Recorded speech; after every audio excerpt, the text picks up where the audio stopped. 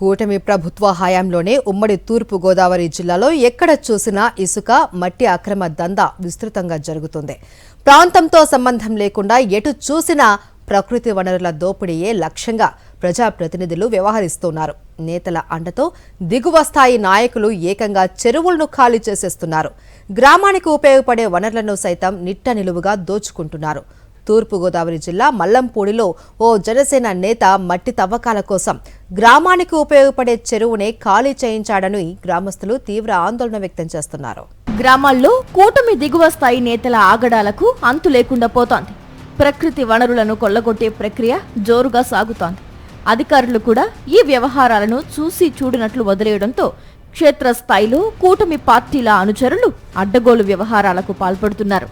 రాష్ట్రంలో అత్యధికంగా చెరువులున్న రాజానగరం నియోజకవర్గంలో ఇప్పుడు చెరువుల్లో ఉన్న మట్టి ప్రధాన ఆదాయ వనరుగా మారిపోయింది.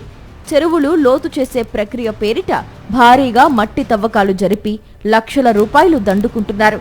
ఇప్పటికే కొన్ని చోట్ల చెరువులు బాగు చేసే పనులు మొదలుపెట్టి పశువులకు కూడా నీరు లేకుండా చెరువులు ఖాళీ చేశారు.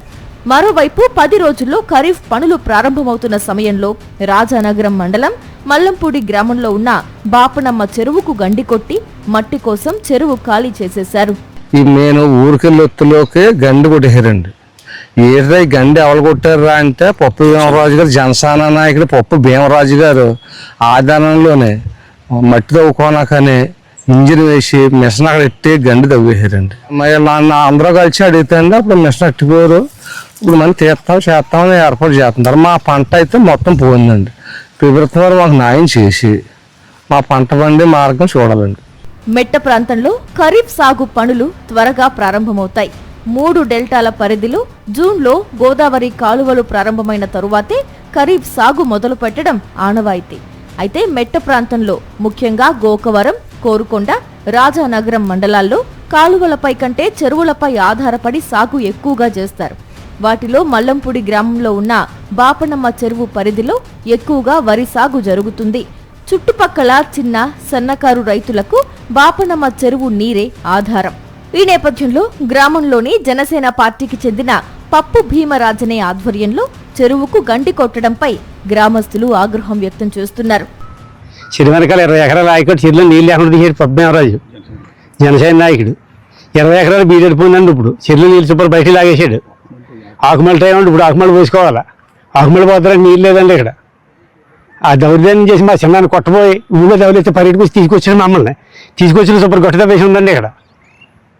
మరి దానికి పరిష్కారం ఏంటో చెప్పాలని మరి మీరు చేసి దాన్ని చూడాలా. రైతులకు ఉపయోగపడే చెరువు నుండి మట్టి తవ్వకాలు జరిపి ఇటుక బట్టీలకు అమ్ముకునేందుకే దౌర్జన్యంగా చెరువుకు గండి కొట్టారన్న ఆరోపణలు బలంగా వినిపిస్తున్నాయి. గ్రామానికి చెందిన అనేక మంది రైతులు జనసేన నాయకుడి దందాపై తీవ్రంగా మండిపడుతున్నారు. చెరువుకు గండి కొట్టడం వల్ల నీరు మొత్తం బయటకు పోయిందని, ఇదేంటని అడిగితే తమపై దాడి చేయడానికి ప్రయత్నించారని వారు వాపోయారు. చెరువు తవ్వించేస్తున్నాడు భీమరాజు, బాబరాయ్ చెరువు తవ్వించేస్తుంటే అదేంటి గండి కొట్టేసి తవ్వేస్తున్నారని చెప్పి నేను వెళ్ళాను. నేను వెళ్తే నన్ను చంపబోయారు. ఆ భీమరాజు వచ్చి చంపపోతే ఇంకా 5 తీసుకొచ్చి ముట్టడేసి నన్ను బెదిరించి చంపుతాం అంటే నేను ఊళ్ళో పోను. ఈ లోపల గండి తవ్వేశారు. పప్పు భీమరాజు అంత దారుణంగా ప్రవర్తించినాడండి. నా ఇష్టం వచ్చినట్టు తవ్వేస్తానా అని గుండె మీద చేసి ఆడు గంటేశాడు. గ్రామంలోని బాపనమ్మ చెరువుపై ఆధారపడిన తమ చేలకు ప్రత్యామ్నాయం చూపించాలని అధికారులను కోరుతున్నారు రైతులు. గ్రామస్తులతో సంబంధం లేకుండా జనసేన నాయకుడు ఇష్టారీతిన వ్యవహరించడంపై ఆ పార్టీ నాయకులు చర్యలు తీసుకోవాలని డిమాండ్ చేస్తున్నారు.